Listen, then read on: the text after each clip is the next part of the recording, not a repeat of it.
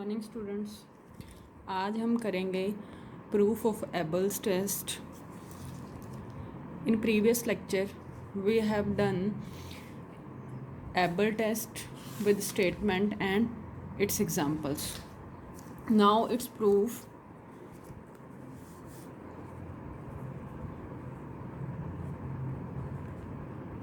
What the Abel's test says, if series n from 1 to infinity is convergent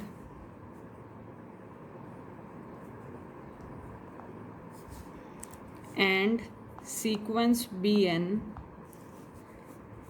is monotonic plus bounded, then we have to check the behavior of product of An and Bn.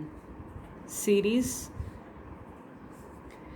made from product of An and Bn is convergent. हमें proof क्या करना था कि हमारी ये series क्या हो जाए, कन्वर्जेंट। ठीक है, a N summation A N मतलब ए एन वाली सीरीज़ कन्वर्जेंट है और बी एन जो सीक्वेंस है वो कैसी है, मोनोटोनिक और बाउंडेड।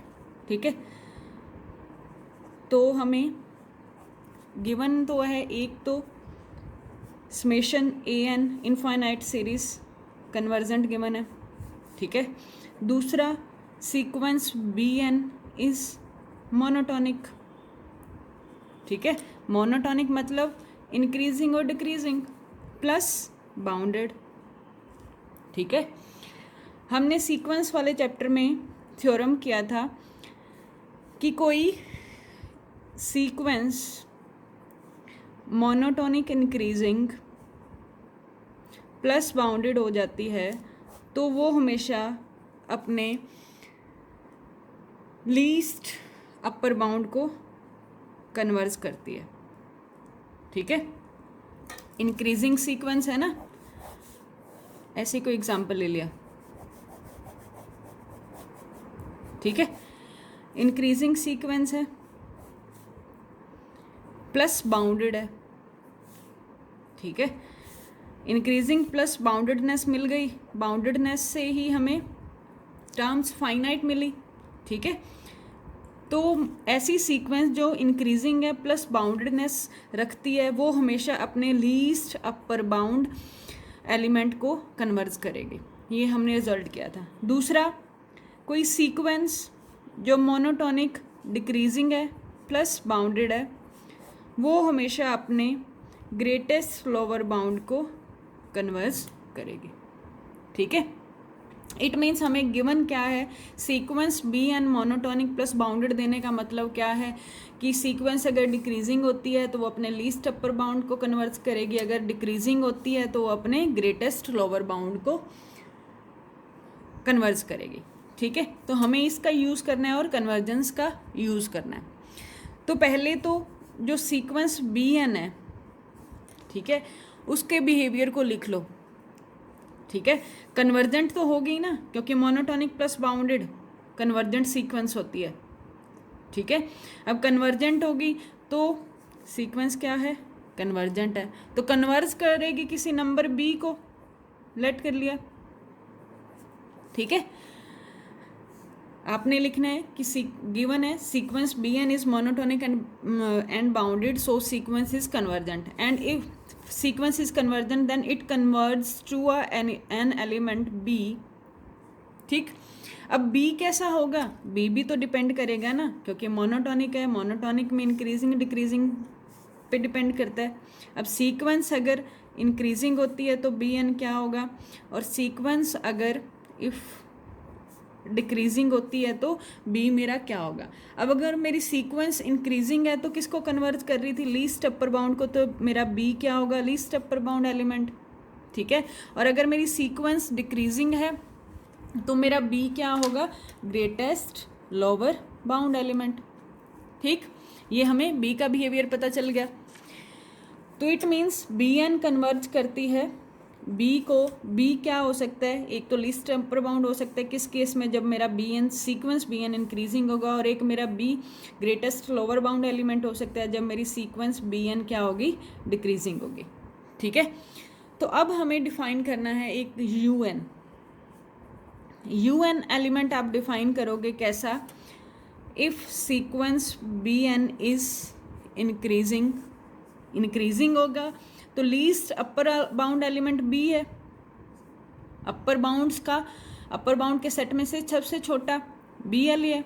ठीक है, तो अब अगर मेरी सीक्वेंस कैसी है, लीस्ट अपर बाउंड एलिमेंट को कन्वर्ज कर रही है, इट मीन्स सीक्वेंस की सारी टर्म्स इस बी से क्या है, छोटी। ठीक है, ऐसे ही अगर मेरी सीक्वेंस क्या है, डिक्रीजिंग। ठीक है, डिक्रीजिंग है तो ग्रेटेस्ट लोअर बाउंड को कन्वर्ज करती है, greatest lower bound element B है। ठीक है, लोअर बाउंड में से बड़ा, इट मीन सीक्वेंस की सारी टर्म इस एलिमेंट से क्या होंगी, बड़ी होंगी। ठीक है, तो हमने एक यू एन डिफाइन किया इस तरह। अब यू एन क्या है, अब यहाँ पे आपका यू एन हमेशा पॉजिटिव रहेगा हर एन के लिए ग्रेटर देन इक्वल्स टू 0। ठीक है, और यू एन की लिमिट 0 बन जाएगी। क्यों, क्योंकि मेरा बी एन कन्वर्ज किसको कर रहा है, बी को। जब कन्वर्जेंस लिमिट की डेफिनेशन लगाओगे तो इस पे भी लिमिट लगेगी। ठीक है, यू एन पे लिमिट लगाई है तो इस पे भी लिमिट लगेगी, इस पे भी लिमिट लगेगी, B minus B 0, B minus B 0, तो लिमिट क्या आएगी, 0। तो यू एन का हमें पता चल गया। अब यू एन को देख लो इंक्रीजिंग है या डिक्रीजिंग है, तो उसके लिए हमें क्या चाहिए, यू एन और यू एन प्लस 1 में रिलेशन चाहिए। ठीक है, it means U N minus you N plus 1 का रिलेशन देखना है। ठीक है, अब U N minus you N plus 1 हमें बनाना पड़ेगा। यू एन हमें पता है बी माइनस बी एन, उसमें से माइनस क्या करना है, B minus B N plus 1। ठीक है, कब, जब मेरा बी एन क्या है, इंक्रीजिंग। ठीक है, दूसरा बी एन माइनस बी में से माइनस क्या करना है, एन प्लस 1, मतलब B N plus 1 minus B, if कब, जब मेरा बी एन क्या है, डिक्रीजिंग। ठीक है, तो ये आपका क्या बन गया, U N minus you N plus 1, यहाँ से क्या आएगा, माइनस बी भी कैंसल आउट हो जाएगा, लेफ्ट क्या बचा हमारे पास, प्लस का बी एन प्लस 1 माइनस का B N if B N is increasing. ठीक है, दूसरा क्या बचा, माइनस बी प्लस का बी, वही B N minus B N plus 1 if B N is decreasing. ठीक है,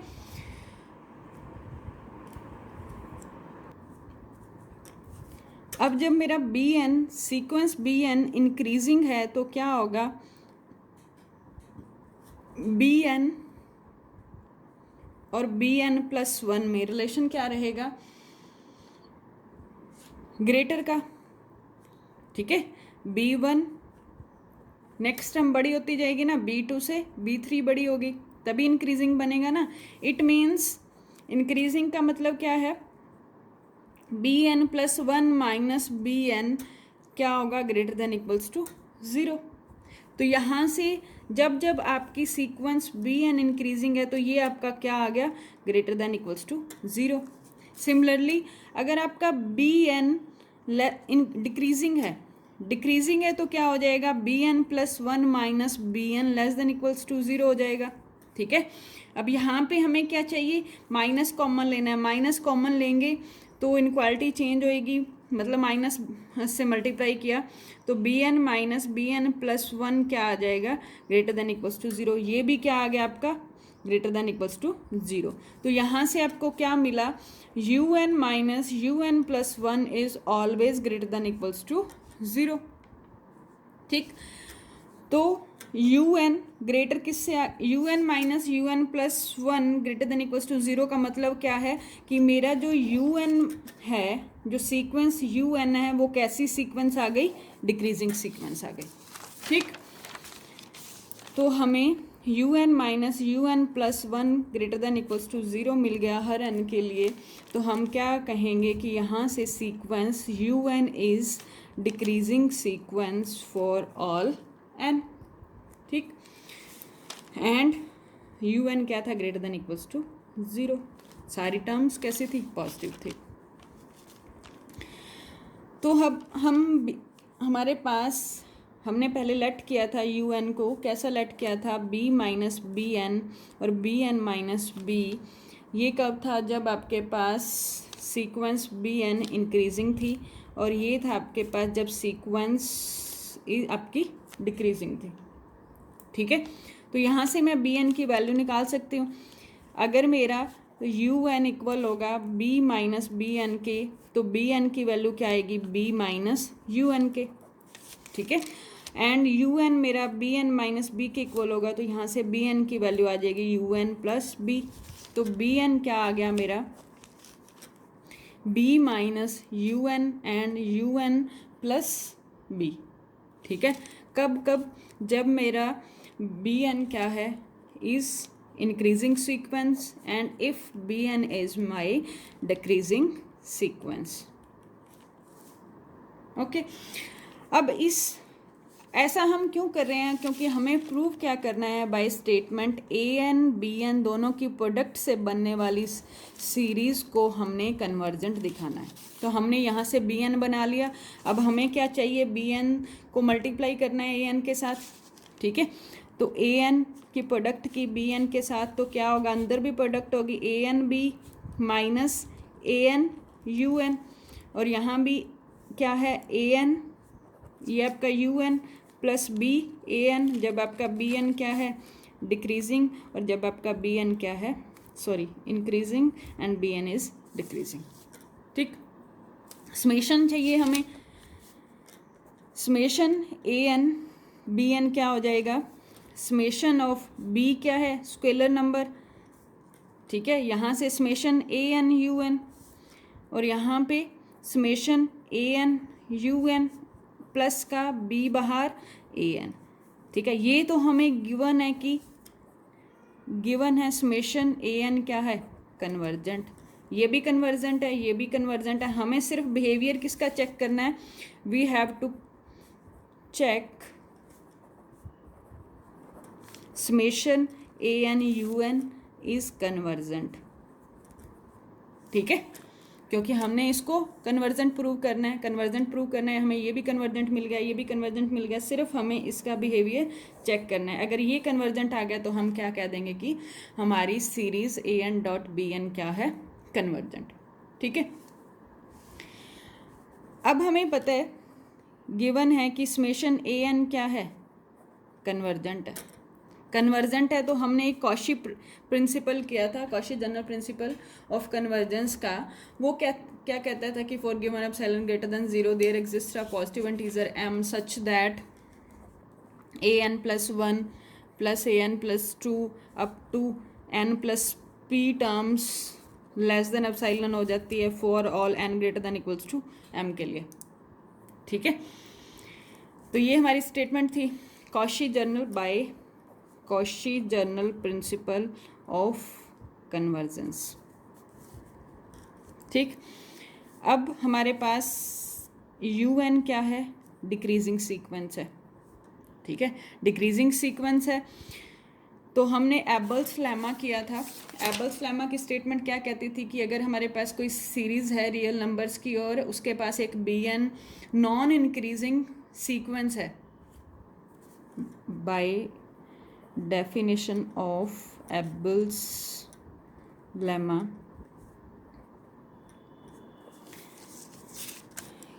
कि if Bn is non-increasing sequence, ठीक है, एंड समेशन ए एन क्या है, सीरीज है रियल नंबर्स की, ठीक है। और क्या गिवन था, एम एन टर्म्स का सम लाई करता था स्मॉल एम और कैपिटल एम में greater than equals to, then product करते थे हम बी एन के साथ ए K B K less than capital M B N, ठीक है, इस स्टेटमेंट का आपको यूज़ करना है यहाँ पे। अब यू एन इंक्रीजिंग है तो हम यू एन को बी एन की जगह पे रखेंगे, ठीक है। तो ये आपके पास आ जाएगा, हमारे पास क्या है, ए एन प्लस 1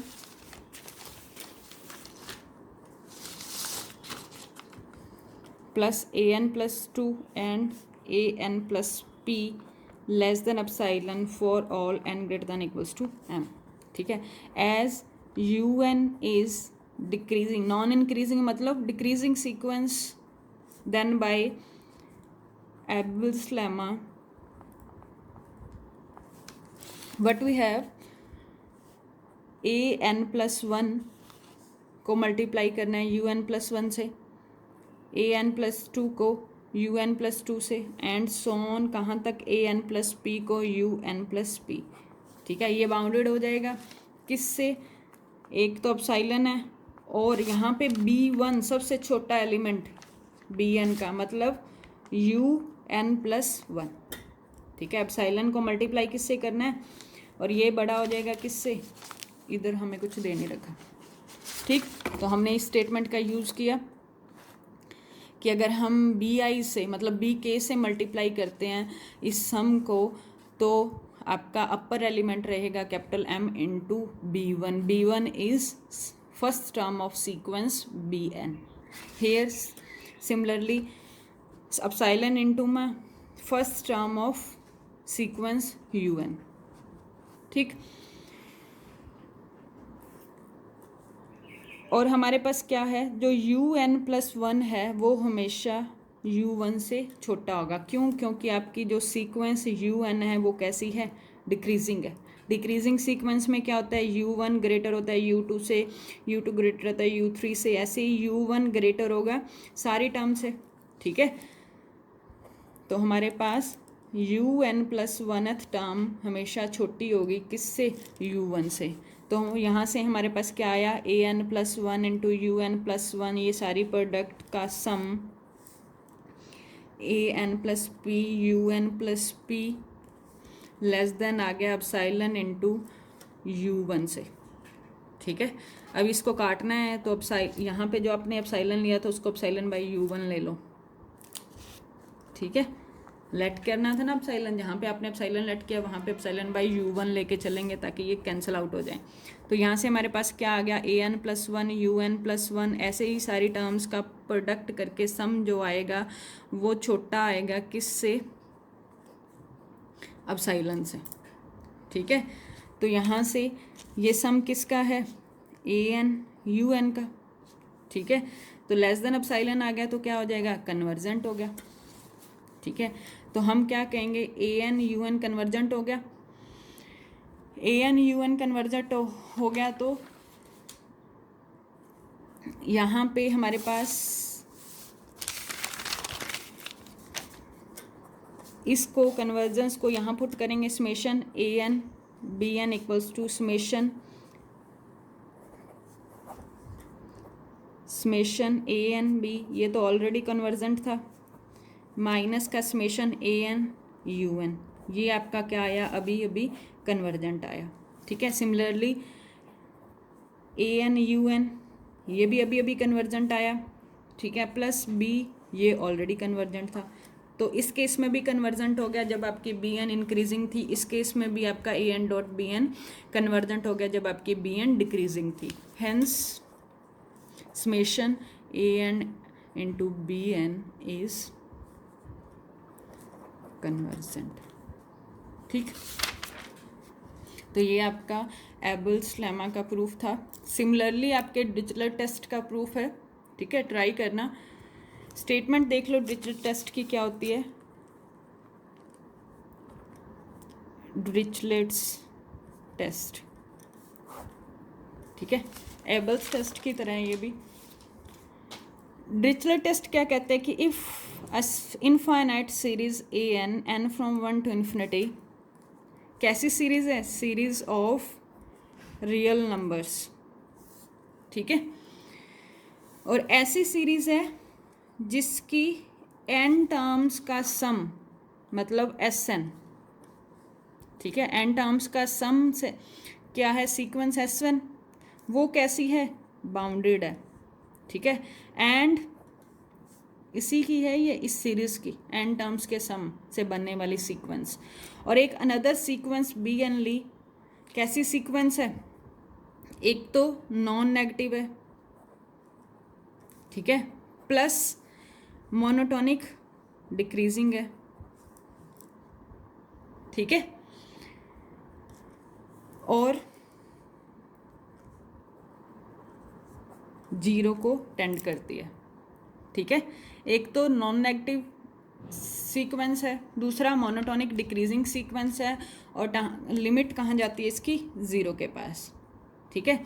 देन हम कहेंगे कि series A N B N क्या होगी, कन्वर्जेंट होगी, इनफाइनाइट सीरीज, ठीक है। वही प्रोडक्ट के लिए है, ए एन और बी एन की प्रोडक्ट से बनने वाली सीरीज़ क्या होगी, हमेशा कन्वर्जेंट।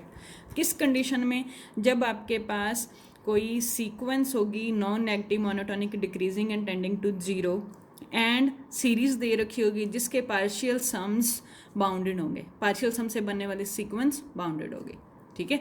डिरिचलेट में क्या था, जो बी एन सीक्वेंस ली थी वो कैसी थी, मोनोटोनिक थी प्लस बाउंडेड थी, दोनों कंडीशन थी। हमने एबल्स टेस्ट में क्या किया था, जो बी एन था, बी एन सीक्वेंस थी, उसके पास मोनोटोनिसिटी थी प्लस बाउंडेडनेस था, ठीक है, तब हम कन्वर्जेंट कहते थे। अब यहाँ पे बस बी एन की कंडीशन चेंज हो गई है, ठीक है।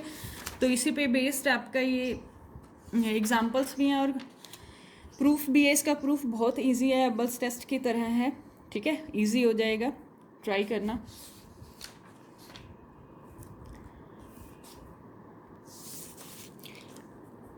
डिरिचलेट टेस्ट की अनदर फॉर्म है,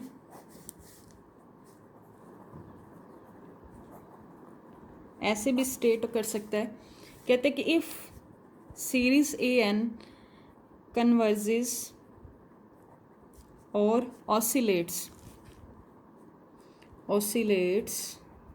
between finite limits, ठीक है।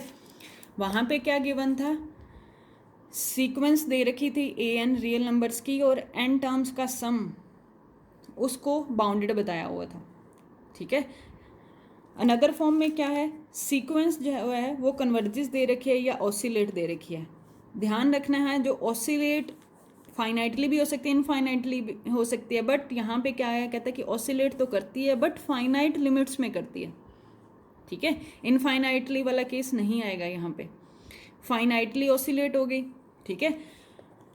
प्लस सीक्वेंस बी एन का भी तो बिहेवियर हमें पता होना चाहिए, डिक्रीजिंग सीक्वेंस होगी और कन्वर्ज करती होगी ज़ीरो को, देन प्रोडक्ट हमेशा क्या होगी, कन्वर्जेंट, ठीक है। ये भी आप यूज़ कर सकते हो, ठीक है। क्वेश्चंस आएंगे, क्वेश्चन में आपको देखना होगा जो सीरीज़ दे रखी है वो कन्वर्जेंट है या ऑसिलेट कर रही है। अगर ऑसिलेट कर रही है तो फाइनाइट लिमिट्स के बीच में ही ऑसिलेशन होना चाहिए उसका, ठीक है। फिर एक बी एन भी आपको चेक करना है कि वो डिक्रीजिंग है और टेंडिंग टू ज़ीरो है, ठीक है। तब आप कहोगे by Dirichlet test A N and ऑट बी एन वाली सीरीज़ भी क्या होगी, कन्वर्जेंट होगी, ठीक है। नेक्स्ट क्रॉलरी है आपकी जो लाइबनीज टेस्ट है। लाइबनीज टेस्ट हमने ऑल्टरनेटिंग सीरीज़ के लिए किया था ना, वो पर्टिकुलर केस है डिरिचलेट टेस्ट का, particular case of Dirichlet test, ठीक है। कैसे, एक एग्जाम्पल लिया, सीरीज़ है -1 के पावर n-1, ठीक है। एन टर्म्स का सम a1 a2 a3 and so on, क्या आएगा, कैसे खुलेगा, 1 पुट किया तो +1 -1 +1 -1 प्लस सो ऑन, ऐसे चलता रहेगा, ठीक है। एस एन की दो वैल्यू आएंगी, या 0 या 1। जब आपका n इवन है तो 0, n ऑड है तो 1, ठीक है। तो एस एन आपका बाउंडेड हो गया 0 और 1 से, ठीक है। डिरिचलेट टेस्ट की कंडीशन देख रहे हैं, ठीक है। डिरिचलेट टेस्ट क्या कहता था कि Sn से बनने वाली जो सीक्वेंस थी वो बाउंडेड होनी चाहिए। दूसरा एक Bn लेके आनी है, ठीक है, non negative plus monotonic decreasing और टेंडिंग टू 0, ठीक है। अगर Bn मेरी मोनोटोनिक डिक्रीजिंग सीक्वेंस होती है, 0 को जाती है, तो हम कह देंगे कि डिरिचलेट टेस्ट से मेरा समेशन An Bn क्या हो जाएगा, कन्वर्जेंट। तो हम लाइबनीज में यही करते हैं, समेशन -1 की power n-1 into 1/n Bn लेते थे इसको, ठीक है। हमने इसका बिहेवियर यहाँ देख लिया Sn में, ठीक है, 0 और 1 के बीच में ही आ रहा है ना Sn। सिर्फ Bn का बिहेवियर देखना है, जो डिरिचलेट कहता है कि Bn मेरा डिक्रीजिंग हो और कन्वर्जेस टू 0। यही लाइबनीज की कंडीशंस होती हैं, ठीक है। हम कहते हैं ना कि लाइबनीज टेस्ट से ये आपकी सीरीज क्या हो जा गई, कन्वर्जेंट। तो डिरिचलेट से ही आपका ये लाइबनीज आया, ठीक है। तो डिरिचलेट क्या कहता है कि अगर ये दोनों कंडीशन है तो समेशन An Bn क्या होगा, कन्वर्जेंट होगा। ऐसे ही आपका लाइबनीज है, लाइबनीज भी तो यही कहता है An एंड Bn। An आपका किस तरह का होना चाहिए, ऑल्टरनेटिंग सीरीज का, ठीक है। Bn आपके पास डिक्रीजिंग और कन्वर्जेंस टू 0, ठीक है। तो हम क्या कह देते हैं कि लाइबनीज भी आप बाय लाइबनीज टेस्ट ऐसी सीरीज आपकी क्या हो जाती है, कन्वर्जेंट, ठीक है। तो हमारा लाइबनीज टेस्ट है वो इसका एक पर्टिकुलर केस है डिरिचलेट टेस्ट का। पर्टिकुलर केस मतलब कि Sn बाउंडेड रहता रहे, ठीक है, और Bn आपका डिक्रीजिंग होता हुआ 0 के पास टेंड करे, ठीक। तो नेक्स्ट लेक्चर में इसके क्वेश्चंस करेंगे। एग्जाम्पल नंबर 4 ट्राई करना डिरिचलेट टेस्ट का है। आपने तीनों कंडीशन अप्लाई करनी है डिरिचलेट टेस्ट की। Sn से बनने वाली सीक्वेंस निकालनी है, बाउंडेड है या नहीं, ठीक है, 4th एग्जाम्पल से।